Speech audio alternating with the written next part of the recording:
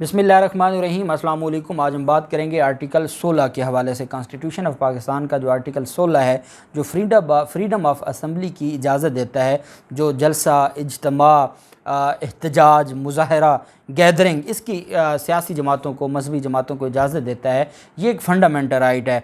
अगर मैं कोई किसी सियासी जमात का वर्कर हूँ और मैं कोई एहतजाज पुरअमन करना चाहता हूँ, मैं कोई जलसा करना चाहता हूँ, मैं कोई इज्तिमा करना चाहता हूँ, तो मुझे आईन पाकिस्तान ने कहा है कि ये आपका बुनियादी हक़ है। सिर्फ हक़ नहीं है, ये आपका फ़ंडामेंटल राइट है कि आप आइन और कानून के मुताबिक एहतजाज कर सकते हैं, आप जो लॉन्ग मार्च कर सकते हैं, आप इज्तिमा या जलसा कर सकते हैं। आपको ये हक़ आईन पाकिस्तान ने दे दिया है।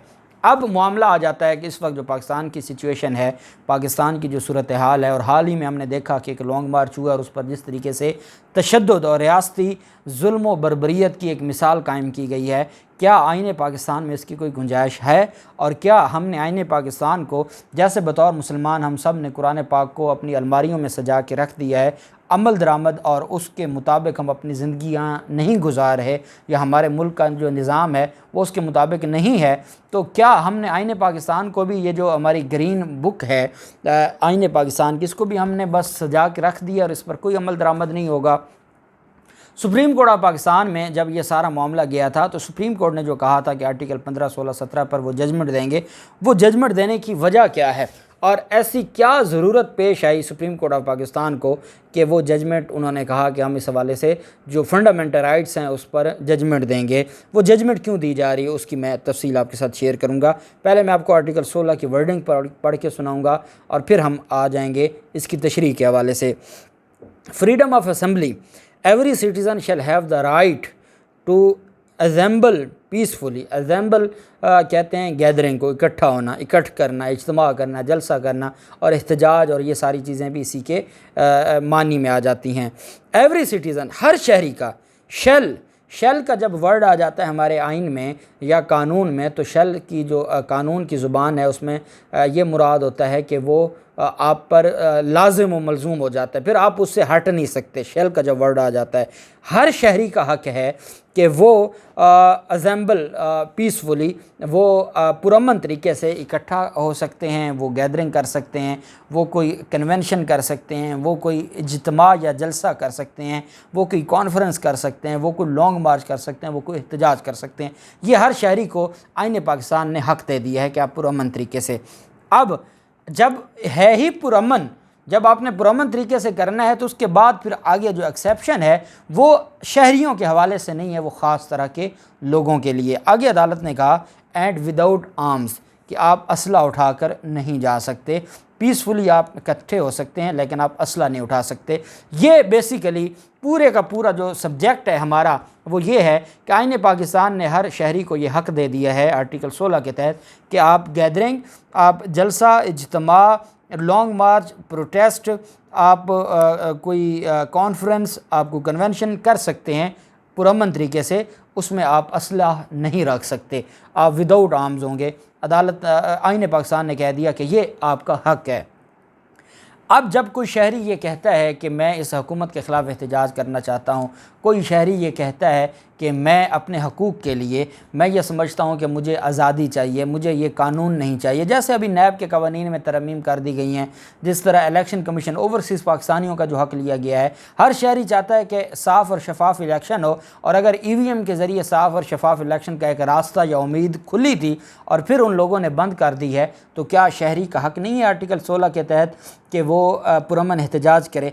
अब ये जो हमारी हुकूमतें हैं वो क्या करती हैं, वो डंडी मारती हैं आर्टिकल 16 का जो अगला पार्ट है उसमें से। मैंने आपको बता दिया है कि शहरियों के हवाले से जो पुरअमन शहरी हैं उनके लिए आईन पाकिस्तान ने एक ही रिस्ट्रिक्शन लगाई है, एक ही कंडीशन है कि आपने पीसफुल होना है, विदाउट आर्म्स होना है। ठीक है, कोई किसी ने असला नहीं उठाया, कोई असला लेकर उस इज्तिमा में या लॉन्ग मार्च में नहीं गया।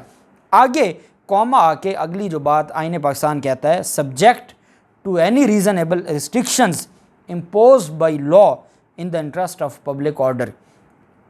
वो कहते हैं कि आईन पाकिस्तान ये कहता है कि इसमें अगर कोई रीज़नेबल कोई रिस्ट्रिक्शन लगा दी जाती है, जिसकी कोई वजह हो, जिसके पीछे कोई ना कोई वजह हो, वो रिस्ट्रिक्शंस लगाई जा सकती हैं अवाम व नास के लिए। अवाम के हकूक़ के लिए और पब्लिक एट लार्ज को कोई मसला या परेशानी ना हो तो वो उस पर रिस्ट्रिक्शंस लगा सकती हैं। अब मामला आ गया कि क्या जो आईन पाकिस्तान के तहत जो मामला है जो इज्तिमा या जलसे का, उसकी मिसाल हम देख लेते हैं लॉन्ग मार्च से। लॉन्ग मार्च अगर डी चौक है तो डी चौक के हवाले से वो कह सकते हैं जी कि आप डी चौक पर नहीं आ सकते, आप फ़लाँ जगह इस्लामाबाद में फ़लाँ जगह आप मुज़ाहरा कर सकते हैं या इकट्ठ कर सकते हैं। उससे ये मुराद होगा कि पूरे पाकिस्तान को आप बंद नहीं करेंगे। लाहौर के लोग अगर लिबर्टी चौक पर एहतजाज करना चाहते हैं, आप वहाँ शैलिंग नहीं कर सकते। अगर कराची के लोग जो नुमाइश चुरंगी पर जाकर एहतजाज करते हैं, आप उनको नहीं रोक सकते।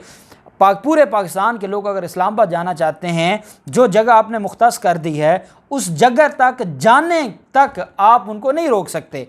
अब अगर आप कहते हैं कि जो पब्लिक ऑर्डर के लिए आपने डी चौक बंद किया है, तो आप जो आपने रिस्ट्रिक्शंस लगानी है या रुकावटें खड़ी करनी है वो आप डी चौक से पहले करेंगे, या आपने पूरा मुल्क बंद कर देना है, या आपने पूरे मुल्क में आपने ट्रैफिक बंद कर देनी है, मोटरवे बंद कर देनी है, आपने सड़कें बंद कर देनी है, आपने पूरा निज़ाम ज़िंदगी बंद कर देना है। तो ये कहाँ से रीज़नेबल रिस्ट्रिक्शन में आएगा? सुप्रीम कोर्ट को क्यों ज़रूरत महसूस हुई कि ये जो आए रोज़ जो भी हुकूमत आती है, अगर तो कोई ऐसा जिसमें कोई इंतहा पसंदी का एलिमेंट आता है और कोई जो जिस तरीके से कोई दहशत गर्द हैं, कोई इंतहा पसंद हैं, वो किसी मजहबी मामले के ऊपर कोई ऐसा मुतालबा कर रहे हैं या कोई ऐसी बात कर रहे हैं जिसमें ये लगता है कि ये लोग हालात को ख़राब कर सकते हैं, जहाँ फैमिलीज़ में जाना है, जहाँ बच्चों ने जाना है, जहाँ नौजवानों ने जाना है, जहाँ बूढ़ों ने जाना है, वहाँ कौन सी आपकी रीज़नेबल रिस्ट्रिक्शंस हैं? तो जब आईन पाकिस्तान आपको हक देता है कि आप कर सकते हैं, तो फिर आप जब डी चौक बंद करते हैं तो बेसिकली कोई भी रूल, कोई भी नोटिफिकेशन वो आइन की खिलाफ वर्जी में नहीं बन सकता। आर्टिकल 8 ये कहता है कि कोई ऐसा कानून जो आइन पाकिस्तान में दिए गए फंडामेंटल राइट्स के अगेंस्ट होगा वो नल एंड वॉइड है, उसकी कोई कानूनी हैसियत नहीं है। तो फिर आप कैसे रूल्स बनाकर डी चौक बंद कर सकते हैं? मैं कहता हूँ आप डी चौक पर ना करने दें, लेकिन आप इस्लामाबाद में लॉन्ग मार्च करना या एहतजाज करना या जलसा करना तो सबका हक है ना, आप वहाँ तक तो जाने दें, उसके बाद आप आगे जो हैं वो रुकावटें खड़ी करें।